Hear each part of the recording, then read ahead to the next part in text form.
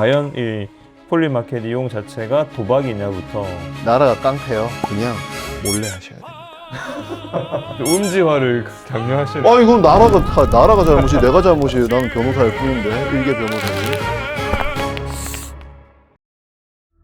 요즘 2030 코인 투자자들 사이에서 가장 뜨거운 이슈라고 말하는 폴리마켓에 관련돼 가지고 경찰이 도박이라면서 본격 수사에 나섰다고 하는데 우리가 그 도박이라는 거를 정의를 내릴 때 그 우연성에 의해 좌우되는 거에 돈을 거는 거를 의미하잖아요. 맞아요. 근데 그 모든 것들이 사실은 우연성이 꽤나 상당 부분 차지하고 있다라고 보면 도박이 당연히 성립될 것 같아요. 뭐 돈 걸면 그냥 다 도박 아닙니까? 심지어 왜 대법원 판결은 내기 골프마저도 도박이라고 판단을 하고 있거든요. 그러니까 이거는 단순한 우연뿐만이 아니고 결과의 어떤 실력이라는 것이 개입이 되는 어떤 불확실성이 있다고 하더라도 스포츠 경기도 마찬가지로 우리나라는 다 도박의 한 형태로 이렇게 처벌을 하고 있는 건데 폴리마켓도 사실은 이게 뭐 가상화폐를 건다 라는 측면이 기존 도박 사이트하고는 다르다는 것 뿐이지 사실은 다 도박으로 처벌할 수 있는 내용으로 보여지는데요. 요즘 기존 도박 사이트들도 가상화폐로 받습니다. 그렇죠.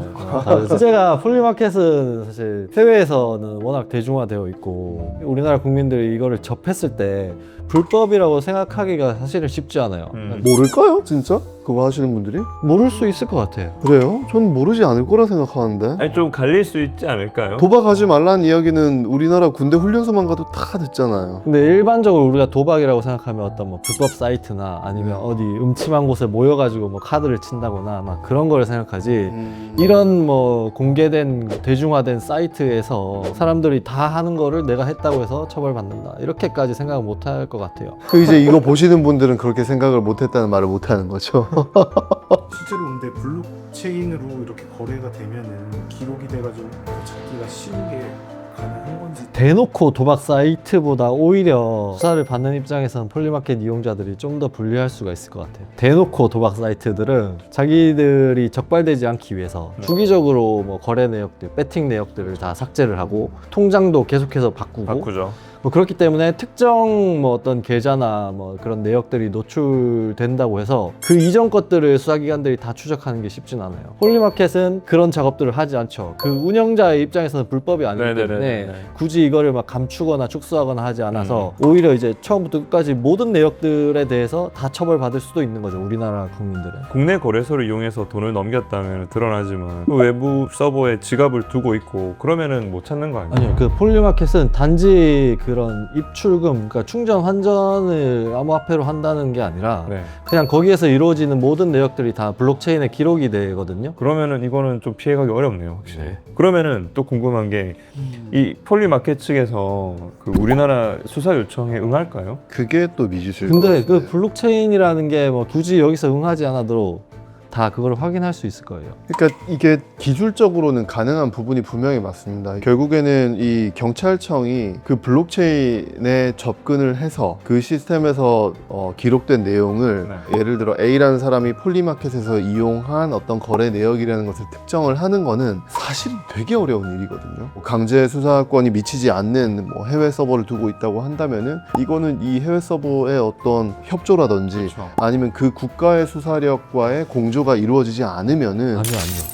그거는 지금 블록체인에 대한 이해가 좀 필요한데 네. 여기에서 협조하거나 공조를 하지 않아도 하고자 하면 사실 다 볼 수 있어요. 제가 얘기 드리는 거는 그 블록체인을 통해서 확인을 하는 게 보통 일반적으로 코인과 관련된 그런 수사를 하는 방식이 아니라는 거죠. 그러니까 지금까지는 대부분 이제 거래소의 어떤 내역을 제공받는 거에 불과하지 수사기관이 직접 그 블록체인에 기록된 어떤 정보를 취득하는 거는 경험이 없죠. 저는 아직 그렇게까지 수사가 이루어졌다라는 이야기를 들어본 적은 없거든요. 폴리마켓에 있는 계정과 계정에 사용된 어떤 블록체인상의 거래 그리고 이 계정과 나의 연결성 이런 것들을 다 특정할 수 있어야 되잖아요. 그렇죠. 일단 기술적으로는 가능한데 수사기관이 그렇게까지 할 의지가 있는지와 그렇죠. 더불어 그 수사기관에 그런 걸 할 수 있는 능력자가 있는지. 네. 그러니까 이게 아무것도 없는 무해 상태에서 경찰이 수사를 하는 건 사실은 굉장히 힘든 일일 것 같거든요. 강원 경찰에서 조사를 한 걸 보니까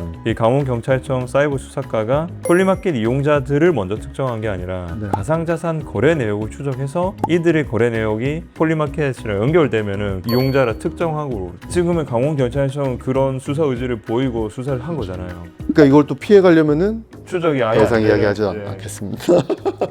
근데 아직까지 판례는 없나 봐요. 그러니까 법원의 판단도 없고 사실은 이번에 송치할 예정인 거지. 아마 수사 자체가 이번이 처음일걸요? 그런 것 폴리마켓 같아요. 이용자들에 대한 수사 자체가. 그렇기 때문에 이거는 되게 주목할 만한 지점이 될 것 같아요. 과연 이 폴리마켓 이용 자체가 도박이냐부터 도박입니다. 도박이에요. 이용하시면 안 됩니다. 뭘 이 판례가 뻔하지 이거 뭐. 처벌 수위가 어느 정도일지 요건 지금 저희로서도 판가름 내기 어렵네요. 그리고 또 그런 게 있어요. 우리가 이렇게 도박 도금을 산정을 하잖아요. 네. 얼마를 가지고 내가 도박을 했는지. 대부분 뭐 그 구체적인 배팅을 한 내역을 확인할 수가 없으니까 입금 내역을 다 합산을 그쵸. 하거든요. 네네. 근데 만약에 폴리마켓에 대해서는 하고자 하면 다 되겠네요. 그렇게 내가 입금한 금액뿐만 아니라 뭐 이거를 구매하고 팔고 했던 내역들 모두를 합산하면 금액이 훨씬 더 늘어날 수도 있는 거죠. 그렇겠네요.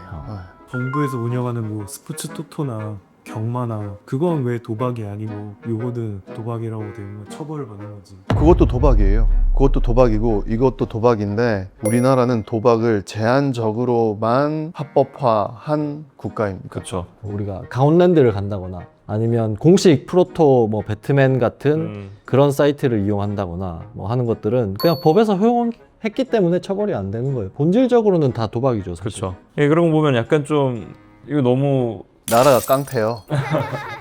아니 이거 나라가 깡패요. 야 나한테만 수수료 줘 이거잖아요. 사실은 미국 라스베가스 같은 데는 도박 산업이 엄청 큰 산업입니다. 결국에는 왜 카지노가 승리하도록 정말 51대 49의 확률로도 그 카지노가 흥할 수 있는 게 그 확률로도 사람들이 엄청 수수료를 내고서 거기서 게임을 하니까 돈을 많이 버는 거거든요. 근데 어떤 명목은 있죠. 공익적 목적 같은 네네네, 건데 뭐 있죠. 예를 들면 네. 강원랜드 같은 경우는 그 폐강 지역에 대한 어떤 산업 지원. 지원이라나 뭐 그런 거는 있고 그리고 뭐 배트맨 프로토 같은 스포츠는 비인기 종목에 대한 지원들 지원을 그래서 뭐 그런 공익적 목적을 가지고는 있습니다. 그리고 엄밀히 따지면 우리나라 주식시장도 그냥 도박시장하고 똑같잖아요. 크게 다르지 않죠 사실 본질은. 아니 이거를 그냥 차라리 좀 합법적으로만 즐기게 해준다면은 아니 뭐 그렇게 남들한테 피해를 주는 것도 아니고 맞는 말이죠. 네 그리고 이미 부분적으로 상당히 많은 부분 합법화가 되어 있는 상황이고 이거는 저는 정확히 국가가 그냥 수익 산업을 독점하겠다라는 그 이유밖에 없다고 생각하거든요. 그러니까 그게 독점적으로 운영이 되다 보니까 자유시장 경제에서 경쟁이 없는 거죠. 그러니까 많은 사람들이 어쩔 수 없이는 아니겠지만 뭐 공식 합법 사이트를 이용하지 않고 불법으로 그냥 쉽게 넘어가는 거죠.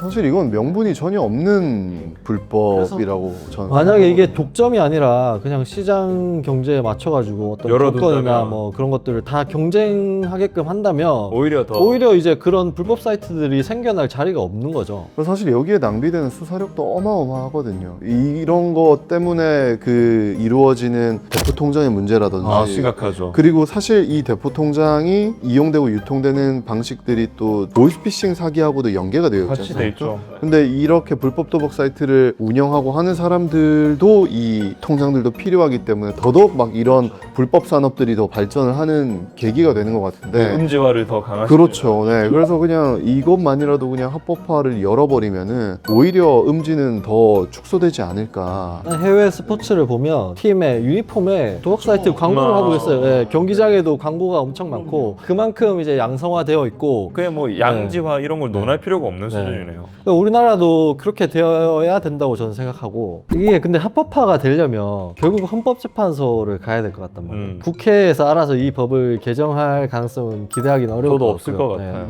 뒤에 변호사님 뭐 진짜요. 행동주의를 한번 해보시겠습니다. 아 제가 도박을 하고 판결을 자수를 하고 내가 위헌법률 심판을 제청하는 거예요?